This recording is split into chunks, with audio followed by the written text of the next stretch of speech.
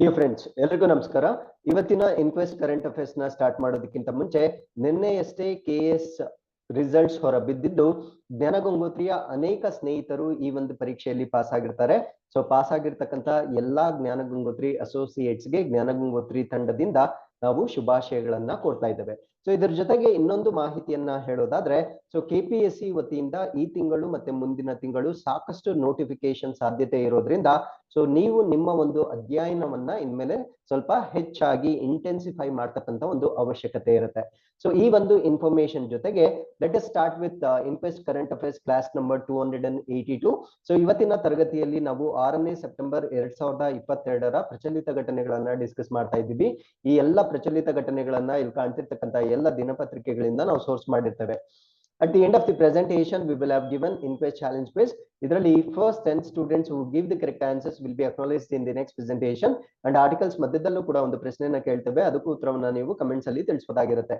ಈ ಎಲ್ಲಾ ಚಟುವಟಿಕೆಗಳು ನಿಮ್ಮ ಎಲ್ಲ ಸ್ಪರ್ಧಾತ್ಮಕ ಪರೀಕ್ಷೆಗಳಿಗೆ ಉಪಯುಕ್ತವಾಗಿರ್ತವೆ. So before getting into today's articles, these are the key answers of InQuest challenge number 246. And we appreciate Nandish, Sindhu, Veerashaiva, Kumar, Charan, Nagaraj, Harshita, Manjula, Bapu Gowda, Lakshmi, and many others also have given correct answers. And many of you have wished happy Teachers Day. Thank you very much for your wishes. So with this, let's get into the first article. Karnataka government launches when to rise. So Karnataka ಸರ್ಕಾರವು when to rise ಅಂತಕ್ಕಂಥ ಒಂದು challenge ಅನ್ನ ಪ್ರಾರಂಭ ಮಾಡಿರುತ್ತೆ. So ಈ ಒಂದು article ಅಲ್ಲಿ ನಮ್ಗೆ when to rice campaign ಅಂತಕ್ಕಂಥದ್ದು ಯಾವುದಕ್ಕೆ ಸಂಬಂಧಪಟ್ಟಿದ್ದು ಅಂತ ಪ್ರಶ್ನೆ ಬರ್ತಕ್ಕಂಥ ಸಾಧ್ಯತೆ ಇರುತ್ತೆ. ಸೊ ಅದ್ರ ಬಗ್ಗೆ ನಾವು ಕಂಪ್ಲೀಟ್ ಆಗಿ ಡಿಸ್ಕಸ್ ಮಾಡ್ತಾ ಬರೋಣ.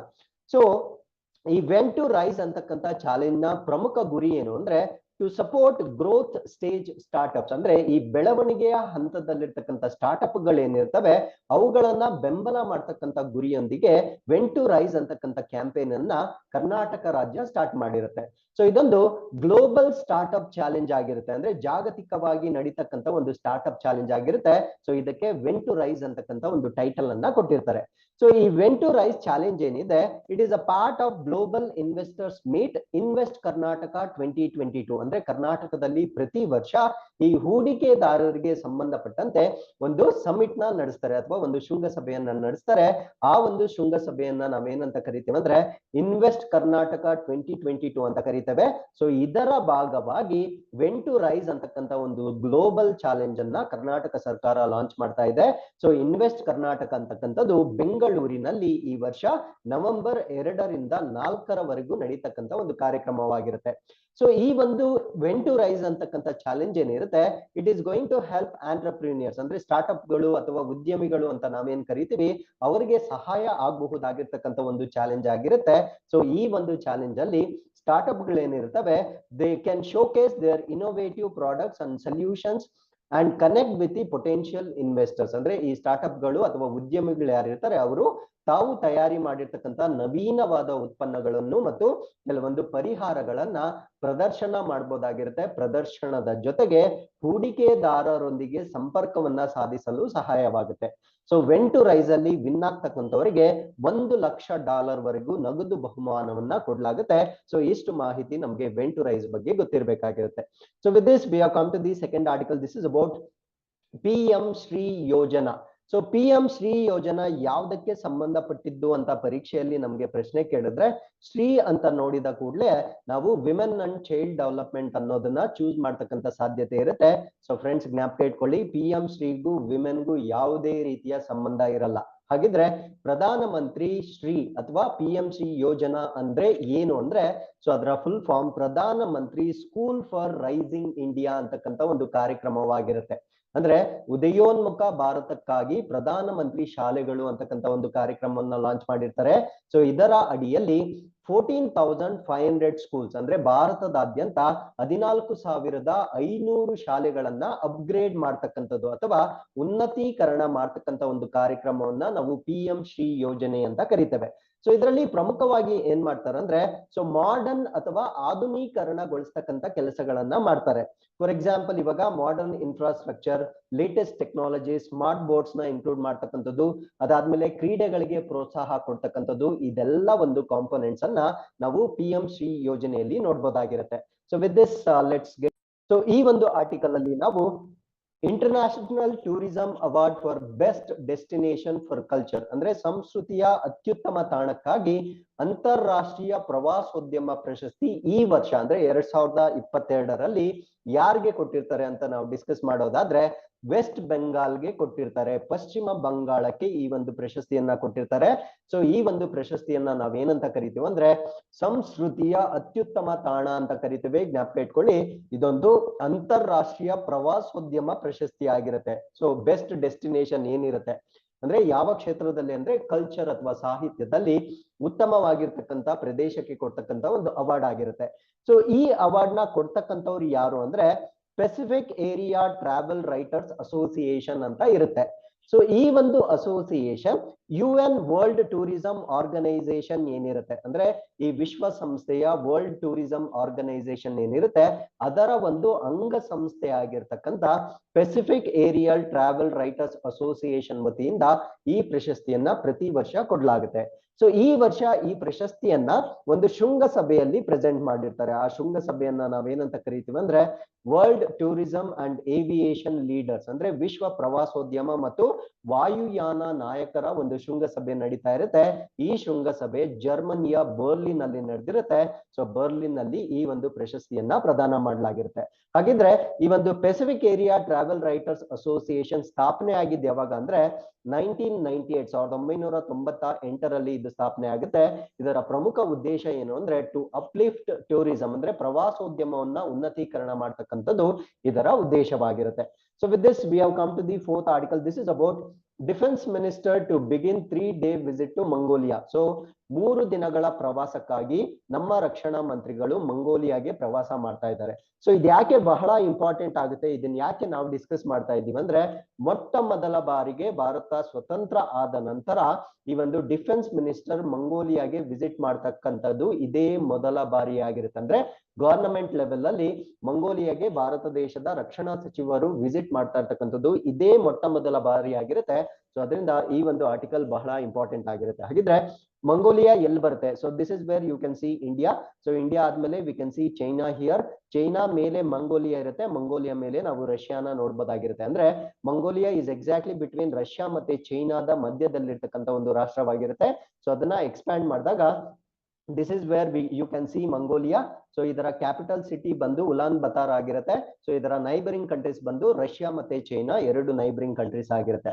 ಹಾಗಿದ್ರೆ ಮಂಗೋಲಿಯಾಗೆ ಸಂಬಂಧಪಟ್ಟಂತೆ ಒಂದು ಪ್ರಶ್ನೆಯನ್ನ ಕೇಳೋದಾದ್ರೆ what is the name of Indo Mongolian joint military exercise? ಅಂದ್ರೆ ಭಾರತ ಮತ್ತು ಮಂಗೋಲಿಯಾ ನಡುವೆ ನಡೀತಕ್ಕಂತ ಒಂದು ಜಾಯಿಂಟ್ ಮಿಲಿಟರಿ ಅಭ್ಯಾಸ ಯಾವುದು, ಅದರ ಟೈಟಲ್ ಏನು ಅನ್ನೋದನ್ನ ನೀವು ಕಮೆಂಟ್ಸ್ ಅಲ್ಲಿ ನಮಗೆ ತಿಳಿಸಬಹುದಾಗಿರುತ್ತೆ. ಸೊ ಯೂನಿಯನ್ ಡಿಫೆನ್ಸ್ ಮಿನಿಸ್ಟರ್ ನಿಮ್ಗೆಲ್ಲ ಗೊತ್ತಿರೋ ಹಾಗೆ ರಾಜನಾಥ್ ಸಿಂಗ್ ರವರು ಸೊ ಮಂಗೋಲಿಯಾಗೆ ವಿಸಿಟ್ ಮಾಡ್ತಾ ಇದ್ದಾರೆ. ಇದು 3 ದಿನಗಳ ಒಂದು ವಿಸಿಟ್ ಆಗಿರುತ್ತೆ. ಸೊ ಈ ಒಂದು ವಿಸಿಟ್ ನಿಂದ ಆಗ್ತಕ್ಕಂತ ಒಂದು ಪ್ರಯೋಜನಗಳೇನು? ಅದಕ್ಕಿಂತ ಮುಂಚೆ it is the first ever visit by an Indian defence minister to Mongolia. So ಮಂಗೋಲಿಯಾಗೆ ಭಾರತೀಯ ರಕ್ಷಣಾ ಸಚಿವರು ಮೊಟ್ಟ ಮೊದಲ ಬಾರಿಗೆ ಈಗ ಭೇಟಿ ಮಾಡ್ತಾ ಇದ್ದಾರೆ. And it will further consolidate the defence cooperation and strategic partnership. ಅಂದ್ರೆ ಈ ಒಂದು ರಕ್ಷಣಾ ಕ್ಷೇತ್ರದಲ್ಲಿ ಸಹಕಾರ ಮತ್ತು ಕಾರ್ಯತಂತ್ರಗಳ ಪಾಲುದಾರಿಕೆಯನ್ನ ಮತ್ತಷ್ಟು ಬಲಪಡಿಸ್ತಕ್ಕಂತ ಒಂದು ವಿಸಿಟ್ ಇದಾಗಿರುತ್ತೆ. ಸೊ ಇವ್ರು ಏನ್ ಮಾಡ್ತಾರೆ ಅಂದ್ರೆ they going to hold bilateral talks with his Mongolian counterpart. ಅಂದ್ರೆ ಮಂಗೋಲಿಯಾದ ಡಿಫೆನ್ಸ್ ಮಿನಿಸ್ಟರ್ ಯಾರಿರ್ತಾರೆ, ಸೊ ಲೆಫ್ಟಿನೆಂಟ್ ಜನರಲ್ ಸೆಕಾನ್ಬಾಯ ಅಂತಕ್ಕಂಥವ್ರು ಅಲ್ಲಿನ ಡಿಫೆನ್ಸ್ ಮಿನಿಸ್ಟರ್ ಆಗಿರ್ತಾರೆ. ಸೊ ಇವರ ಜೊತೆ ಬೈಲ್ಯಾಟರಲ್ ಮೀಟಿಂಗ್ಸ್ ಅನ್ನ ಮಾಡ್ಲಾಗುತ್ತೆ. So 2 defence ministers shall review the bilateral defence cooperation. ಅಂದ್ರೆ ಈ ಒಂದು ರಕ್ಷಣಾ ಕ್ಷೇತ್ರಕ್ಕೆ ಸಂಬಂಧಪಟ್ಟಂತೆ ಸಹಕಾರವನ್ನ ಪರಿಶೀಲನೆ ಮಾಡಲಾಗುತ್ತೆ. And they are going to explore new initiatives to further strengthen the bilateral engagement. ಅಂದ್ರೆ ಹೊಸ ಕಾರ್ಯಕ್ರಮಗಳನ್ನ ಅಥವಾ ಉಪಕ್ರಮಗಳನ್ನ ಲಾಂಚ್ ಮಾಡಲಿಕ್ಕೆ ಸೊ ಈ ಒಂದು ಸಭೆಯಲ್ಲಿ ಡಿಸ್ಕಸ್ ಮಾಡಲಾಗುತ್ತೆ. So with this we have come to the 5th article. This is about Rajpath in Delhi is set to be renamed. So Rajpath ಅಂತ ನಾವೇನ್ ಕರಿತೀವಿ, ಸೊ ಈ ಒಂದು ರಸ್ತೆಯನ್ನ ನೀವೇನ್ ನೋಡ್ತೀವಿ, ಸೊ ಇದನ್ನ ನಾವು ಕಿಂಗ್ಸ್ ವೇ ಅಂತ ಕರಿತೀವಿ. ಹಿಂದಿಯಲ್ಲಿ ಹೇಳೋದಾದ್ರೆ ಅದನ್ನ ರಾಜಪಥ ಅಂತ ನಾವೇನ್ ಕರಿತೀವಿ. ಸೊ ಇದು ಬ್ರಿಟಿಷರು ಕೊಟ್ಟಿರ್ತಕ್ಕಂಥ ಒಂದು ನೇಮ್ ಆಗಿರುತ್ತೆ ಕಿಂಗ್ಸ್ ವೇ ಅಂತಕ್ಕಂಥದ್ದು. ಸೊ ಇದನ್ನ ಈಗ ಮರು ನಾಮಕರಣ ಮಾಡಲು ನಿರ್ಧಾರ ಮಾಡಲಾಗಿರುತ್ತೆ. ಸೊ ಕಿಂಗ್ಸ್ ವೇ ಅಥವಾ ರಾಜಪಥ್ ಅನ್ನೋದನ್ನ ಇನ್ಮೇಲೆ ಕರ್ತವ್ಯ ಪಥ್ ಅಂತಕ್ಕಂಥ ಒಂದು ಹೆಸರಿಂದ ನಾಮಕರಣ ಮಾಡಲಾಗುತ್ತೆ. ಸೊ ಇದ್ರ ಬಗ್ಗೆ ನಾವು ಕಂಪ್ಲೀಟ್ ಆಗಿ ಡಿಸ್ಕಸ್ ಮಾಡೋದಾದ್ರೆ Rajpath to be renamed as Kartavya Path. ಜ್ಞಾಪಕ ಇಟ್ಕೊಳ್ಳಿ, ರಾಜಪಥವನ್ನ ಇನ್ಮೇಲೆ ಕರ್ತವ್ಯ ಪಥ ಅಂತ ಮರುನಾಮಕರಣ ಮಾಡ್ತಾ ಇದ್ದಾರೆ. ಸೊ ಇಟ್ ಈಸ್ ಈ ಸೆಂಟ್ರಲ್ ವಿಸ್ಟಾ ಅವೆನ್ಯೂ ಅಂತ ನಾವೇನ್ ಕರಿತೀವಿ. ಸೊ ಇದನ್ನ ನೀವು ನೋಡಿರ್ಬೋದು. ಸೊ ಈ ಒಂದು ಸೆಂಟ್ರಲ್ ವಿಸ್ಟಾ ಅವೆನ್ಯೂ ಅನ್ನೋದು ಬಗ್ಗೆ ನಾನು ನೆಕ್ಸ್ಟ್ ಸ್ಲೈಡ್ ಅಲ್ಲಿ ಎಕ್ಸ್ಪ್ಲೇನ್ ಮಾಡ್ತೀನಿ. ಸೊ ಇದು ಶಾರ್ಟ್ಲಿ ಪ್ರಧಾನ ಮಂತ್ರಿಗಳು ಇನಾಗ್ರೇಟ್ ಮಾಡ್ತಕ್ಕಂತ ಒಂದು ಅವೆನ್ಯೂ ಆಗಿರುತ್ತೆ, ಸೆಂಟ್ರಲ್ ವಿಸ್ಟಾ ಅವೆನ್ಯೂ ಆಗಿರುತ್ತೆ. ಸೊ ಈ ರಾಜ್ ಪಥ್ ಅಂತಕ್ಕಂಥದ್ದು ಅಥವಾ ಕರ್ತವ್ಯ ಪಥ ಅಂತಕ್ಕಂಥದ್ದು ಇದರ ಮುಂದೆ ಇರ್ತಕ್ಕಂಥ ಅಥವಾ ಇದರ ಭಾಗದ ಒಂದು ರಸ್ತೆ ಆಗಿರುತ್ತೆ. So it is 2 kilometer stretch that was known as Kings way before independence. ಅಂದ್ರೆ ಭಾರತ ಸ್ವತಂತ್ರ ಆಗುವುದಕ್ಕಿಂತ ಮೊದಲು ಈ ಒಂದು ರಸ್ತೆಯನ್ನ, ಇದೊಂದು 2 ಕಿಲೋಮೀಟರ್ ವ್ಯಾಪ್ತಿಯ ಒಂದು ರಸ್ತೆ ಆಗಿರುತ್ತೆ. ಸೊ ಇದನ್ನ ಕಿಂಗ್ಸ್ ವೇ ಅಂತ ನಾಮಕರಣ ಮಾಡಿದ್ರು before independence. So Central Vista Avenue ಅಂತಕ್ಕಂಥದ್ದು India central administrative area located near Raisina Hill, New Delhi. So ಈ ಒಂದು ಕೇಂದ್ರ ವಿಸ್ಟಾ ಅವೆನ್ಯೂ ಅಂತಕ್ಕಂಥದ್ದು ನವದೆಹಲಿಯ ರೈಸಿನಾ ಹಿಲ್ ಬಳಿ ಇರತಕ್ಕಂತ ಒಂದು ಭಾರತದ ಕೇಂದ್ರ ಆಡಳಿತದ ಪ್ರದೇಶವಾಗಿರುತ್ತೆ. The area was originally designed by Sir Edwin Lutyens and Sir Herbert Baker during the British colonial rule. So ಆ ಒಂದು ರಾಜ್ಪಥ್ ಅಂತ ನಾವೇನ್ ಕರಿತೀವಿ ಅದು ಮೂಲತಃ ಬ್ರಿಟಿಷರು ನಿರ್ಮಾಣ ಮಾಡಿರ್ತಕ್ಕಂಥ ಅಥವಾ ಅವರ ಆಳ್ವಿಕೆಯ ಸಮಯದಲ್ಲಿ ವಿನ್ಯಾಸಗೊಂಡಿರುತ್ತೆ. ಸೊ ಯಾರು ಪ್ರಮುಖವಾಗಿ ಇದನ್ನ ವಿನ್ಯಾಸ ಮಾಡಿರ್ತಾರೆ ಅಂದ್ರೆ ಸರ್ ಎಡ್ವಿನ್ ಲ್ಯೂಟಿನ್ಸ್ ಮತ್ತೆ ಸರ್ ಹರ್ಬರ್ಟ್ ಬೇಕರ್ ಅಂತಕ್ಕಂಥವ್ರು ಇದರ ವಿನ್ಯಾಸದ ರೂವಾರಿಗಳಾಗಿರ್ತಾರೆ. So with this we have come to the 6th article. This is about International Day of Charity. ಅಂದ್ರೆ ಈ ಒಂದು ದಾನ ಧರ್ಮ ಮಾಡ್ತಕ್ಕಂತ ಒಂದು ಕಾನ್ಸೆಪ್ಟ್ ಅನ್ನ ನಾವು ಚಾರಿಟಿ ಅಂತ ಕರಿತೇವೆ. ಇದಕ್ಕೆ ಸಂಬಂಧಪಟ್ಟಂತೆ ಅಂತಾರಾಷ್ಟ್ರೀಯ ದಿನವನ್ನ ಪ್ರತಿ ವರ್ಷ 5ನೇ ಸೆಪ್ಟೆಂಬರ್ ಮಾಡಲಾಗುತ್ತೆ. So this is very very important because ಈ ಒಂದು ಡೇ ಒಂದು ಫೇಮಸ್ ಪರ್ಸನಾಲಿಟಿಗೆ ಸಂಬಂಧಪಟ್ಟಿರುತ್ತೆ. ಸೊ ಅದ್ರ ಬಗ್ಗೆ ನಾವು ಡಿಸ್ಕಸ್ ಮಾಡೋದಾದ್ರೆ so September 5th every year. So teachers day ಜೊತೆಗೆ ಇದನ್ನು ಕೂಡ ಜ್ಞಾಪಕ ಇಟ್ಕೊಳ್ಳಿ, ಅಂತಾರಾಷ್ಟ್ರೀಯ ಚಾರಿಟಿ ದಿನವನ್ನು ಕೂಡ ಜ್ಞಾಪಕ ಇಟ್ಕೊಳ್ಳಿ. ಸೊ ಇದು ಯುನೈಟೆಡ್ ನೇಷನ್ ಜನರಲ್ ಅಸೆಂಬ್ಲಿ 2012ರಲ್ಲಿ ಈ ಒಂದು ದಿನವನ್ನ ಡಿಕ್ಲೇರ್ ಮಾಡಿರುತ್ತೆ. ಸೊ ಇದರ ಮೇನ್ ಪರ್ಪಸ್ ಏನು ಅಂದ್ರೆ ಸೊ ದೇಶಗಳಲ್ಲಿ ಅಥವಾ ಪ್ರಪಂಚದ ವಿವಿಧ NGOಗಳಾಗಿರ್ಬೋದು, ಟ್ರಸ್ಟ್ಗಳಾಗಿರ್ಬೋದು ಅಥವಾ ಫಿಲಾಂಥ್ರೋಪಿಕ್ ಸೊಸೈಟೀಸ್ ಆಗಿರ್ಬೋದು. ಫಿಲಾಂಥ್ರೋಪಿಕ್ ಅಂದ್ರೆ ಈ ಒಂದು ದಾನ ಧರ್ಮ ಮಾಡ್ತಕ್ಕಂಥ ಒಂದು ಸಂಸ್ಥೆಗಳಾಗಿರ್ಬೋದು. ಸೊ ಅವರನ್ನ ಉತ್ತೇಜನ ಮಾಡ್ಲಿಕ್ಕೆ ಅಥವಾ ಅವರನ್ನ ರೆಕಗ್ನೈಸ್ ಮಾಡ್ತಕ್ಕಂಥ ಒಂದು ದಿನ ಇದಾಗಿರುತ್ತೆ. ಸೊ ಈ ಒಂದು ದಿನದ ಇತಿಹಾಸವನ್ನ ನಾವು ನೋಡೋದಾದ್ರೆ September 5 was chosen to commemorate the death anniversary of Mother Teresa. So ಇದೇ ದಿನವನ್ನ ಯಾಕೆ ಆಯ್ಕೆ ಮಾಡ್ಕೊಂಡಿದ್ದಾರೆ ಅಂದ್ರೆ ಅದು ಮದರ್ ತೆರೇಸಾ ರವರ ಮರಣ ವಾರ್ಷಿಕೋತ್ಸವದ ಒಂದು ಸ್ಮರಣಾರ್ಥದ ದಿನವಾಗಿರುತ್ತೆ. ಸೊ ಇವರಿಗೆ ಅಂದ್ರೆ ಮದರ್ ತೆರೇಸಾ ಅವರಿಗೆ 1979ರಲ್ಲಿ ನೊಬೆಲ್ ಪೀಸ್ ಪ್ರೈಸ್ ಅನ್ನ ಕೂಡ ಕೊಡ್ಲಾಗಿರುತ್ತೆ. So she was born as, ಅವ್ರಿಗೆ ಆಕ್ಚುಲಿ ಮದರ್ ತೆರೇಸಾ ಅಂತ ನೇಮ್ ಇರೋದಿಲ್ಲ. ಅವ್ರಿಗೆ ಇದ್ದಂತಹ ಮೊದಲ ನೇಮ್ ಯಾವುದು ಅಂದ್ರೆ ಮ್ಯಾಸಿಡೋನಿಯಾ ಗ್ರೀಸ್ ಅಲ್ಲಿ ಅವರು ಜನನ ಆಗ್ತಾರೆ. ಅಂದ್ರೆ 1910 ಅಲ್ಲಿ ಅವರು ಮ್ಯಾಸಿಡೋನಿಯಾ ಗ್ರೀಸ್ ನಲ್ಲಿ ಅವರ ಜನನ ಆಗುತ್ತೆ. ಸೊ ಜನನ ಆದಾಗ ಅವರ ಒಂದು ಜನ್ಮದಾತು ಹೆಸರೇನು ಅಂದ್ರೆ ಆಗ್ನೆಸ್ ಗೋಂಕ್ಷಾ ಬೋಜಾಕ್ಷಿ ಅಂತಕ್ಕಂತ ಒಂದು ಹೆಸರನ್ನ ಕೊಟ್ಟಿರ್ತಾರೆ. ಅದಾದ್ಮೇಲೆ ಅವರ ಹೆಸರು ಮದರ್ ತೆರೇಸಾ ಆಗಿ ಕನ್ವರ್ಟ್ ಆಗುತ್ತೆ. ಸೊ ಅವರು 1928ರಲ್ಲಿ ಶಿ ವಿಸಿಟೆಡ್ ಇಂಡಿಯಾ. ಸೊ ಭಾರತಕ್ಕೆ 1928ರಲ್ಲಿ ಅವರು ಭೇಟಿ ಕೊಡ್ತಾರೆ. ಅಂದ್ರೆ ಸೊ 1910ನಲ್ಲಿ ಅವರ ಜನನ ಆಗುತ್ತೆ. ಸೊ ಅದಾದ್ಮೇಲೆ 18 ಇಯರ್ಸ್ ಇದ್ದಾಗ ಅವರು ಭಾರತ ದೇಶಕ್ಕೆ ಅವರು ಫಸ್ಟ್ ಟೈಮ್ ಬರ್ತಾರೆ. So in 1950 she founded the missionary of charity in Kolkata. So ಅದಾದ್ಮೇಲೆ 1950ರಲ್ಲಿ ಕೋಲ್ಕತ್ತಾದಲ್ಲಿ ಮಿಷನರಿ ಆಫ್ ಚಾರಿಟಿ ಅಂತಕ್ಕಂಥದ್ದನ್ನ ಅವರು ಸ್ಥಾಪನೆ ಮಾಡ್ತಾರೆ. So with this we are come to the 7th article. This is about UP's district Barthaul becomes first village in state to have RO water. RO ಅಂದ್ರೆ reverse osmosis ಅಂತ ನಾವೇನ್ ಕರಿತೀವಿ. ಈ ರೀತಿಯ ನೀರನ್ನು ಹೊಂದಿರತಕ್ಕಂತ ಉತ್ತರ ಪ್ರದೇಶದ ಮೊಟ್ಟ ಮೊದಲ ಜಿಲ್ಲೆ ಬರ್ತೌಲ್ ಜಿಲ್ಲೆ ಆಗಿರುತ್ತೆ. ಅಂದ್ರೆ ಜಿಲ್ಲೆಯಲ್ಲಿರ್ತಕ್ಕಂಥ ಪ್ರತಿ ಗ್ರಾಮದಲ್ಲೂ ಈ ಒಂದು RO ವಾಟರ್ ನ ಒಂದು ಫೆಸಿಲಿಟೇಟ್ ಮಾಡಿರ್ತಕ್ಕಂಥ ಒಂದು ಪ್ರದೇಶ ಇದಾಗಿರುತ್ತೆ. So Bartaul village in Bareilly district of Uttar Pradesh. So ಉತ್ತರ ಪ್ರದೇಶದ ಬರೇಲಿ ಜಿಲ್ಲೆಯಲ್ಲಿ ಬರ್ತಕ್ಕಂಥ ಬರ್ತೌಲ್ ಗ್ರಾಮ ಅಂತ ನಾವೇನ್ ಕರಿತೀವಿ. ಸೊ ಇಲ್ಲಿ ಪ್ರತಿ ಮನೆಯಲ್ಲೂ RO ವನ್ನ ಒದಗಿಸಿರ್ತಕ್ಕಂಥ ಒಂದು ಗ್ರಾಮವಾಗಿರುತ್ತೆ. ಸೊ ಈ ಒಂದು ಅಚೀವ್ಮೆಂಟ್ ಅನ್ನ ಆದರ್ಶ ಗ್ರಾಮ ಪಂಚಾಯತ್ ಇನಿಷಿಯೇಟಿವ್ ಅಡಿಯಲ್ಲಿ ಮಾಡಲಾಗಿರುತ್ತೆ. ಅಂದ್ರೆ ಆದರ್ಶ ಗ್ರಾಮ ಪಂಚಾಯತ್ ಉಪಕ್ರಮದಲ್ಲಿ ಈ ಒಂದು ಇನಿಷಿಯೇಟಿವ್ ನ ಮಾಡಲಾಗಿರುತ್ತೆ. ಸೊ ಇದರ ಮೇನ್ ಪರ್ಪಸ್ ಏನು ಅಂದ್ರೆ to save people from water born diseases. ಅಂದ್ರೆ ನೀರಿನಿಂದ ಅಂದ್ರೆ ಕಲುಷಿತ ನೀರಿನಿಂದ ಹರಡ್ತಕ್ಕಂತ ರೋಗಗಳನ್ನ ಪ್ರಿವೆಂಟ್ ಮಾಡ್ಲಿಕ್ಕೆ ಈ ಒಂದು ಇನಿಷಿಯೇಟಿವ್ ನ ಮಾಡಿರ್ತಾರೆ. So with this we have come to the 8th article. This is about India's first LNG ಅಂದ್ರೆ ಲಿಕ್ವಿಫೈಡ್ ನ್ಯಾಚುರಲ್ ಗ್ಯಾಸ್ ಅಂತ ನಾವೇನ್ ಕರಿತೀವಿ. ಸೊ ಈ ರೀತಿಯ ಇಂಧನವನ್ನ ಹೊಂದಿರತಕ್ಕಂತ ಮೊದಲ ಟ್ರಕ್, ಗ್ರೀನ್ ಟ್ರಕ್ ಅಥವಾ ಹಸಿರು ಟ್ರಕ್ ಅಂತ ನಾವೇನ್ ಕರಿತೇವೆ. ಸೊ ಇದನ್ನ ಇತ್ತೀಚೆಗೆ ಲಾಂಚ್ ಮಾಡಲಾಗಿರುತ್ತೆ. ಸೊ ಇದನ್ನ ಎಲ್ಲಿ ಲಾಂಚ್ ಮಾಡಿದ್ರು ಮತ್ತೆ ಇದನ್ನ ಡೆವಲಪ್ ಮಾಡಿರ್ತಕ್ಕಂಥವ್ರು ಯಾರು ಅನ್ನೋದ್ರ ಬಗ್ಗೆ ಡಿಸ್ಕಸ್ ಮಾಡ್ತಾ ಬರೋಣ. So India's first liquefied natural gas fuelled green truck in Chakan near Pune. So ಪುಣೆಯಲ್ಲಿ ಬರ್ತಕ್ಕಂತ ಚಾಕನ್ ಅಂತಕ್ಕಂಥ ಒಂದು ಪ್ರದೇಶದಲ್ಲಿ ಈ ಒಂದು ಟ್ರಕ್ ಅನ್ನ ಇನಾಗ್ರೇಟ್ ಮಾಡಿರ್ತಾರೆ. ಸೊ ಇದಕ್ಕಿಂತ ಇಂಪಾರ್ಟೆಂಟ್ ಏನು ಅಂದ್ರೆ it was manufactured by blue energy motors, startup back by Singapore based firm. So ಇದನ್ನ ಡೆವಲಪ್ ಮಾಡಿರ್ತಕ್ಕಂಥವ್ರು ಸಿಂಗಪುರ್ ಮೂಲದ ಸಂಸ್ಥೆಯ ಬೆಂಬಲ ಅಥವಾ ಆಶ್ರಯದಲ್ಲಿರ್ತಕ್ಕಂಥ ಬ್ಲೂ ಎನರ್ಜಿ ಮೋಟಾರ್ಸ್ ನಿಂದ ತಯಾರಿ ಮಾಡಲ್ಪಟ್ಟಿರುತ್ತೆ. ಸೊ ಜ್ಞಾಪಕ ಇಟ್ಕೊಳ್ಳಿ. ಸೊ ಯಾವ ಕಂಪನಿ ಈ ಒಂದು ಮೊದಲ ಈ ಒಂದು LNG ಲಿಕ್ವಿಡ್ ನ್ಯಾಚುರಲ್ ಗ್ಯಾಸ್ ನ ಟ್ರಕ್ ಅನ್ನ ಡೆವಲಪ್ ಮಾಡಿದೆ ಭಾರತ ದೇಶದಲ್ಲಿ ಇನಾಗ್ರೇಟ್ ಆಗಿರ್ತಕ್ಕಂಥದ್ದು ಅಂತ ಪ್ರಶ್ನೆ ಕೇಳಿದ್ರೆ ಬ್ಲೂ ಎನರ್ಜಿ ಮೋಟಾರ್ಸ್ ಅಂತ ಜ್ಞಾಪಕ ಇಟ್ಕೊಳ್ಳಿ. ಸೊ ಯೂಶಲಿ ಬ್ಲೂ ಬದಲು ಗ್ರೀನ್ ಕೊಡ್ತಾರೆ. ಸೊ ನಾವು ಗ್ರೀನ್ ಫ್ಯೂಯಲ್ ಅಂತ ಕನ್ಫ್ಯೂಸ್ ಮಾಡ್ಕೊಂಡು ಅದನ್ನ ಹಾಕ್ಬೋದಾಗಿರುತ್ತೆ. So Blue Energy Motors is the right answer. The trucks are powered by Iveco FPT Global Powertrain brand of Iveco Group. ಅಂದ್ರೆ Iveco Group ಅಲ್ಲಿ ಒಂದು ಟೆಕ್ನಾಲಜಿ ಇರುತ್ತೆ, ಅದನ್ನ ನಾವು FPT ಅಂತ ಕರಿತೀವಿ. ಇದೊಂದು ಇಟಾಲಿಯನ್ ಟೆಕ್ನಾಲಜಿ ಆಗಿರುತ್ತೆ. ಸೊ FPT ಅಂದ್ರೆ ಫಿಯಟ್ ಪವರ್ ಟ್ರೈನ್ ಟೆಕ್ನಾಲಜಿ ಅನ್ನೋದನ್ನ ಯೂಸ್ ಮಾಡ್ಕೊಂಡು ಈ ಒಂದು ಟ್ರಕ್ ಗಳನ್ನ ನಿರ್ಮಾಣ ಮಾಡಿರ್ತಾರೆ. So with this we have come to the 9th article. This is about brand ambassador of Punyakoti Dattu Yojana. So ಈ ಪುಣ್ಯಕೋಟಿ ದತ್ತು ಯೋಜನೆ ಅಂತಕ್ಕಂಥದ್ದನ್ನ ಸೊ ಇತ್ತೀಚೆಗೆ ನಡೆದಂತಹ ಅಂದ್ರೆ ಕರ್ನಾಟಕದ ಲಾಸ್ಟ್ ಬಜೆಟ್ ಏನಾಗಿತ್ತು ಆ ಒಂದು ಬಜೆಟ್ ನಲ್ಲಿ ಪುಣ್ಯಕೋಟಿ ದತ್ತು ಯೋಜನೆಯನ್ನ ಲಾಂಚ್ ಮಾಡಿರ್ತಾರೆ. ಸೊ ಈಗ ಇದಕ್ಕೆ ರಾಯಭಾರಿಯಾಗಿ ಬ್ರ್ಯಾಂಡ್ ಅಂಬಾಸಿಡರ್ ಆಗಿ ಸುದೀಪ್ ರವರನ್ನ ಆಯ್ಕೆ ಮಾಡಿರ್ತಾರೆ. ಸೊ ಇದ್ರ ಜೊತೆಗೆ ನಾವು ಪುಣ್ಯಕೋಟಿ ದತ್ತು ಯೋಜನೆ ಅಂದ್ರೆ ಏನು ಅಂತ ಕೂಡ ನಾವು ಡಿಸ್ಕಸ್ ಮಾಡ್ತಾ ಬರೋಣ. ಸೊ ಈ ಒಂದು ಯೋಜನೆಗೆ ಕನ್ನಡ ಫಿಲಂ ಆಕ್ಟರ್ ಆಗಿರ್ತಕ್ಕಂಥ ನಟ ಸುದೀಪ್ ರವರನ್ನ ರಾಯಭಾರಿಯನ್ನಾಗಿ ಆಯ್ಕೆ ಮಾಡಿರ್ತಾರೆ. ಸೊ ಈ ಒಂದು ಸ್ಕೀಮ್ ನ ಮೇನ್ ಪರ್ಪಸ್ ಏನು ಅಂದ್ರೆ encouraging adoption by public for the purpose of rearing cattle in the goshalas. ಅಂದ್ರೆ ಗೋಶಾಲೆಗಳು ಅಂತ ನಾವೇನ್ ಕರಿತೀವಿ ಆ ಶಾಲೆಗಳಲ್ಲಿ ಇರ್ತಕ್ಕಂಥ ದನಗಳನ್ನ ಸಾಕಲು ಸಾರ್ವಜನಿಕರಿಂದ ದತ್ತು ಪಡಿತಕ್ಕಂಥ ಒಂದು ಕಾನ್ಸೆಪ್ಟ್ ನ ಪ್ರೋತ್ಸಾಹ ಮಾಡ್ತಕ್ಕಂಥ ಒಂದು ಪ್ರೋಗ್ರಾಮ್ ಅನ್ನ ನಾವು ಪುಣ್ಯಕೋಟಿ ದತ್ತು ಯೋಜನೆ ಅಂತ ಕರಿತೇವೆ.